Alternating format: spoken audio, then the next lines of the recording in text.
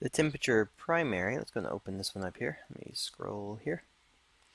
Alright, so right after our charging, now we get into the temperature rate of it. So the temperature is saying that can you do something that actually, just by using this, if I enable this and then say that every time I shoot, it's going to cost a certain value. And when I reach too far past the value, I'll actually overheat. So you can do a temperature type where all you're doing is just checking for the rate of fire, how many times they're firing, and then causing a rule to be based around it. The temperature cost every time I shoot, if I shoot it and I'm saying it's 10 points every time, the max cost right here is saying it's 100. Now if there is a safe zone, what's the safe zone? So that now these are all animation based, so when I get to the safe zone, it's going to let me know that I'm almost past the overheating state. Now the other option here, disable completely on overheat. That might be a little a little harsh for the user, but you could have it so that if they overheat, it completely locks up the weapon, is no longer usable. You can have it so that the cooldown rate, so the cooldown rate is 1, meaning that it's going to be subtracting 1 based on the time frame of it. So you could be going up to here and then it's going to be dropping down. As long as you're not shooting, it's going to be counting down for you. If you don't have a cooldown rate at all, then again, when you start doing this, you'll get to the end when it hits 100 for the max, and then it's going to stop anyways. So different ways that you can set it up for the cooldown and for the overheat, and make it so that you're able to use it. Now there are, I think there's like 4 different states of animations that can be applied in this, just by this one set right here.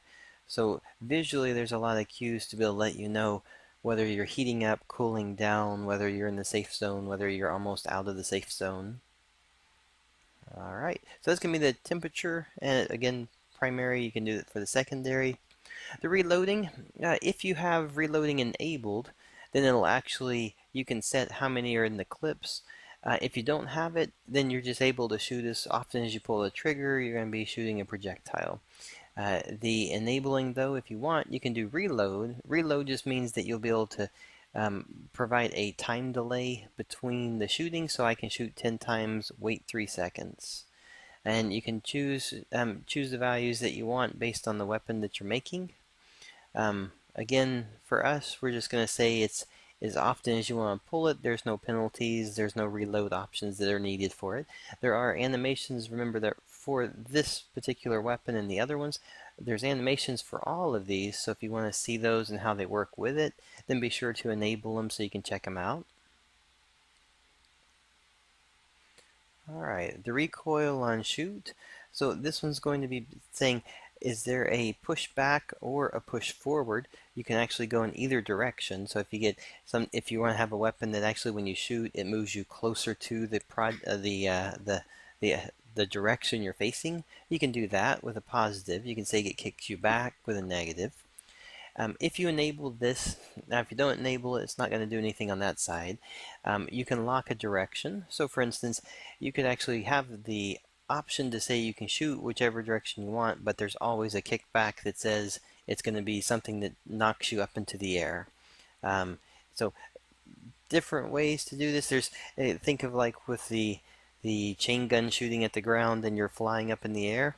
That kind of a game system, you could just say enable it here and then say that the kickback is going to be on the bottom with lock direction, and then you'll have that similar system set up for it.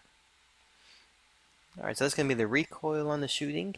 There is recoil on the hit as well. So if you enable this one, when your projectile hits the surface, then it actually creates a kickback from there as well. So you can have 2 different approaches for it. That way, if you want to have it where it feels safe, and then all of a sudden you hit something that's much larger, maybe you're using like a grenade and you want to have an after effect from it, then you can use a recoil on the hit from that one. Alright, and then last one we'll look at right here will just be the pickup primary.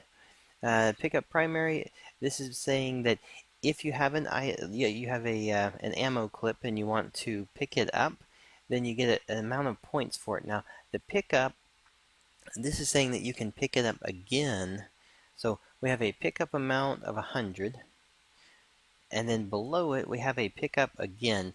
That means that, for instance, if you have a boomerang and you want to throw a boomerang out, but then you want to go pick it up, you can get a ammo, you can get points for it so that you can actually have another ammo clip, and essentially think of it as, say you have 3 boomerangs, you throw all 3 out, you can go pick them up, you still have the same value that you started with. You'll want to use the pickup right here to identify that. So if I only wanted, let me just make sure, kind of give an idea for this. If I only wanted to have 2, then I could say the pickup amount is going to be 2, and if I pick it up again, it's only going to be 1. You could say that it's going to be a 1 for 1 if you want to do it that way as well.